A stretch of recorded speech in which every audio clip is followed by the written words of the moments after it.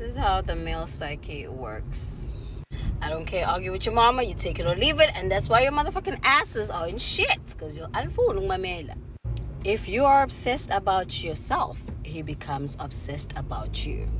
If you're obsessed about him, trying to impress him, trying to check up on him, making sure he's okay, he's eating like his mama, guess who's he gonna be obsessed with? His damn self. So be wary. Every time you're trying to be the top-notch woman in his life, you're training him to focus more on himself in the relationship than you. And then you wonder, I'm literally watching a situation unfold in front of my eyes where a guy thinks he's the Beyonce of the group. Why? Because she did too much too soon. Sometimes you just need to not trying to parent them, not trying to overcompensate them. Women are receivers, men are givers. It's how it's set up. Check your Bibles, ask your mamas. Stop trying to do the utmost most for a man. That's not their love language. Men fall in love in absence. Men fall in love when there's a touch of struggle in life. You have to incorporate those things in a relationship. Otherwise, it becomes boring. I don't care what they say in the motherfucking comments. Half these men in these comments are not even the men we want. So why are we even listening to them? So focus more on yourself. Become self-centered. I know everybody, why should I do that? Oh, Lord. Then you want to cry. Why? You did it. You created the monster. You put him on a pedestal. Take him off the motherfucking pedestal. I promise you. And another thing, I still have a couple of spots left for booking a call. I'm a little like I'm 75-25, like 75%. I definitely agree with that. But I feel like maybe during the dating stages, don't be so available. Don't be all over him. I tend to think that's the truth. Men don't like women that's too available for them. Like that's too like it's not like a challenge. Like it's just like you're not making me work hard for something. I think that's in a man's nature for him. Wait, because I keep hearing feedback. I think that's in a man's nature for him to kind of like want to work towards like earning her. You know, like if you always available, it's kind of boring after a while. Just get him like a little bit of struggle. You know, just a tad bit, not nothing that's toxic, but just a little bit of hard work for him to like earn you. I guess that's my take on it. All right. What about you, Luis? Go ahead and get you in there. Men fall in love when there's absence and struggle. Ash said just a little bit.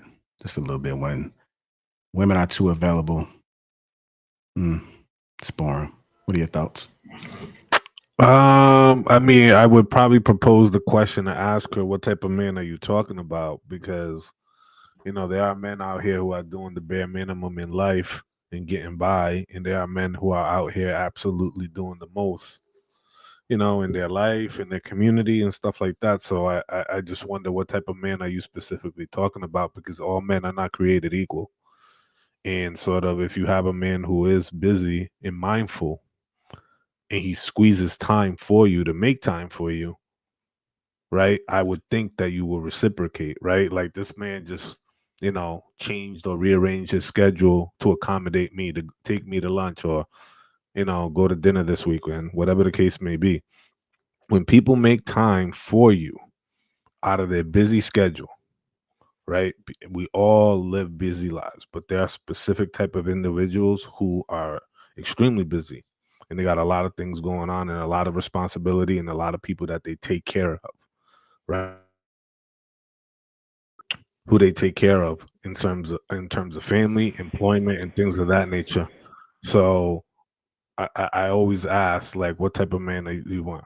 But I there is a little bit of truth, a little bit of, absence makes the heart grow fonder.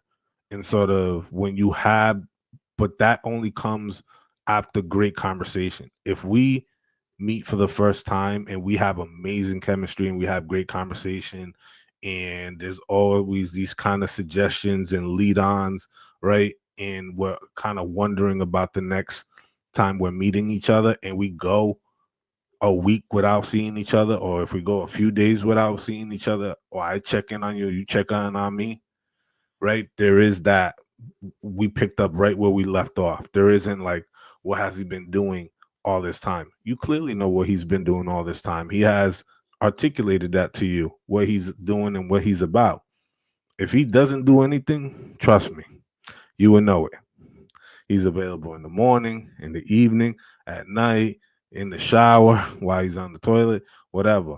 That type of individual has way too much time on their hand. We're not talking about the same kind of individual. But for the people who invest their time wisely into someone and are very intentional about how they move, those are the type of individuals who a little bit of space, and then when they get back together, it does create that tension, which makes that sort of connection a little bit much stronger because you left it on a high note. You never want to leave it on a low note because that's all they can remember.